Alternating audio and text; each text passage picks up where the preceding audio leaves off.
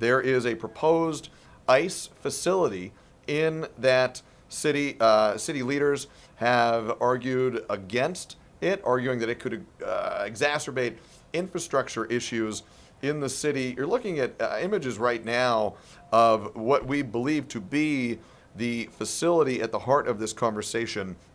It is a large facility, and just recently, in a statement, the City of Social Circle relayed that it has become increasingly apparent that it is likely that this facility will move forward, and the Department of Homeland Security will be moving forward with its purchase of that facility. But there are a lot of details that we're tracking here. So let's bring in our Grace King, who has been following the story since, I want to say December, right? Yeah. Where do things stand right now? Well, according to the city manager of Social Circle, they spoke with Congressman Mike Collins yesterday, and he said this facility is moving forward. The funds are in escrow. They plan to close soon, and it could open as soon as April. So as far as Social Circle is concerned, pretty much everything's moving forward. The catch is they have not heard from anyone in the federal government, aside from obviously their elected officials. They have not heard from ICE. They have not heard from DHS, and they haven't heard anything official. They haven't heard from the property owner, but Congressman Collins, he apparently told them, you know, this is moving forward. There's not much you can do to stop it at this point. And this was a facility, that warehouse, that was on the market. It was privately held, and it was up for sale, and DHS, it appears, is trying to buy this piece of private property, right? It was for sale, it was privately owned, but it goes back to a while ago when the city kind of approved the zoning for this warehouse. They approved the construction of this warehouse with the hope that they would get a lot of tax revenue back. You know, there was some involvement on the city's part helping fund it, helping fund sewer infrastructure upgrades, water upgrades, all in hopes that they would get that return on their money. The biggest catch is the federal government typically doesn't have to pay taxes on properties like that. So they, at least from the city's perspective, what could have been a huge revenue boost from them if they had, say, a Rivian or some kind of business client there. A private entity. A private entity. They would get a lot of tax dollars back from that, but from their perspective, the federal government wouldn't have to pay that tax revenue, so they could get shorted a lot of money on a project that they, you know, kind of funded with that promise to the people that if you let this come, we can fund sewer upgrades, we can fund schools, we can fund this, and now they're really worried that they're not going to have this money that they were kind of banking on from whoever that future tenant would be. Do you have a sense of what ICE, what the Department of Homeland Security, what the federal government intends to do with the facility? How do they want to use it? We don't totally know that yet.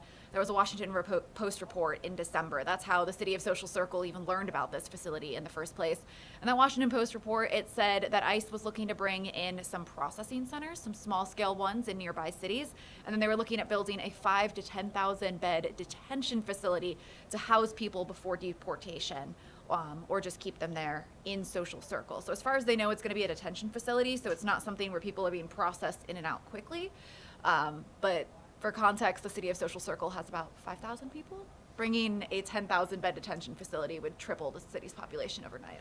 And I think this is from your report last month, or now 2 months ago in December, but you spoke with Social Circle Mayor David Keener, right? You talk about this infrastructure and population size issue. I want to read a quote from your report. He told you, this is a quote from Social Circle Mayor David Keener, if you put that many people here, you obviously will have to house other support facilities alongside it. He went on to say, we would have to have more police officers. The sheriff's department would probably have to help us with that. Basically, citizens of Social Circle do not want this. Our city council opposes this as well. Is that still the sentiment there? That is, and I spoke with City Manager Eric Taylor today. He expressed those same concerns, but he also said that Collins' office told him they could employ up to 2,500 people at this facility, including detention officers, everyone else. But he's saying, you know, the hospitals are already overrun. They don't have medical staff to spare for this facility. Their sheriff's office, very slim. Their police department, I think, either has 10 or 15 people. If you take, you know, 3 of those to go to the ICE facility that's down the street, they don't know how much it's going to pay. Any resources you take away from the city in terms of jobs would greatly, greatly hurt them. And he's just worried that they don't have the employees ready and able to work in Social Circle, and that it would pull away from their safety infrastructure. Their water and sewer, they have a lot of upgrades underway. It can barely handle the city of Social Circle now. It's not sure if they're going to bring in their own sewer system, water system, anything like that. Again, they haven't heard from ICE or DHS about what these plans would look like, but the bottom line is they don't have the people, they don't have the infrastructure, and they just don't know how they could support something like this. That's the official side of things, the city manager and the mayor. Have you gotten a sense of how residents feel about this? Yeah, I mean, I did the math last time we went to a town hall, and it was like 1 of every 50 people in Social Circle showed up to this town hall, which, again, it's only population 5,000. It's not that many people, but when you look at a town hall for a proposed project, you never see 1 in 50 people in the entire city come out. And it was all in opposition. I spoke with one woman today, and she said, regardless of your political beliefs, everyone's kind of united that this is not the right spot. You might support the work ICE is doing, you might not support the work ICE is doing, but everyone's kind of in agreement that it does not belong in a city of that size because they just don't have the infrastructure to support it.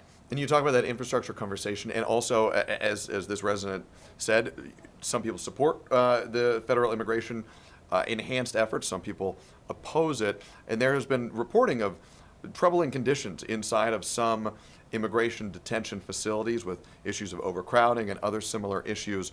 And this may be a question you didn't get an answer to, but I wonder, has anybody in Social Circle expressed, okay, they obviously don't want it there, where they think a facility like this would be more appropriate, if anywhere? None of the official people in Social Circle suggested it. At the town hall, there was a lot of suggestions. People were throwing out, the abandoned biolab in Conyers. They were saying, maybe put it there. There's some warehouse space. There's some sites that were supposed to be Walmarts that never really came through. They were just kind of throwing out anywhere, not necessarily for infrastructure reasons. It was just kind of a not in my backyard, but in the sense that, again, they just don't have the infrastructure. All these conversations, everyone I've spoken to in Social Circle, it hasn't been political. It is just very much, you could bring any kind of facility that would house that many people and they wouldn't want it just because of the people. And it's a small community. Yeah.